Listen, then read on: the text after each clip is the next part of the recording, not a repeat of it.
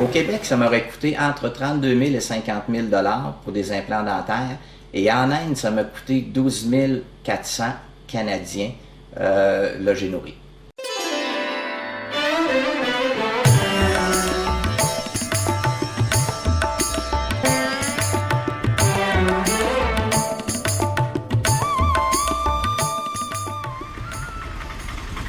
Dans la vitrine de cet opticien, une découverte inattendue. Des dentiers d'occasion, vendus juste à côté des yeux de verre. C'est une image encore bien réelle de l'Inde, surtout en milieu rural. Des dentistes pour les plus pauvres, en pleine rue et en pleine chaleur. Dans ce cabinet dentaire de Mumbai, on fabrique des implants avec les moyens du bord. Les mesures d'hygiène ne sont pas vraiment au rendez-vous.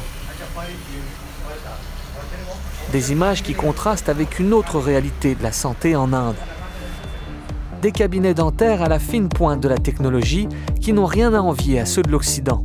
Un coup rendu là, j'ai trouvé que c'est un hôpital encore, je vous dirais, aussi propre, sinon plus propre qu'ici au Québec.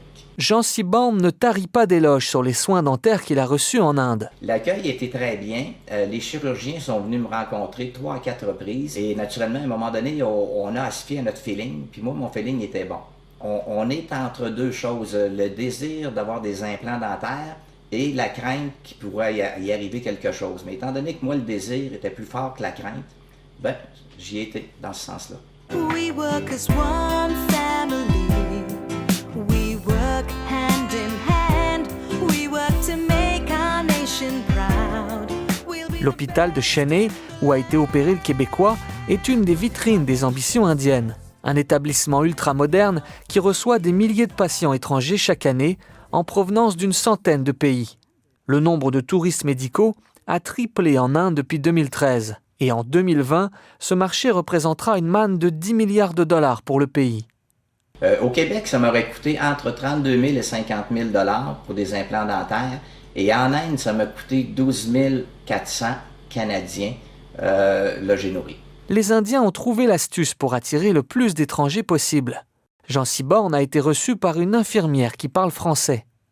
Sur son site web, spécialement dédié au tourisme médical, le gouvernement indien recense 38 établissements capables de donner des services en français, et ce dans de multiples spécialités, de la chirurgie esthétique à l'oncologie, en passant par l'ophtalmologie.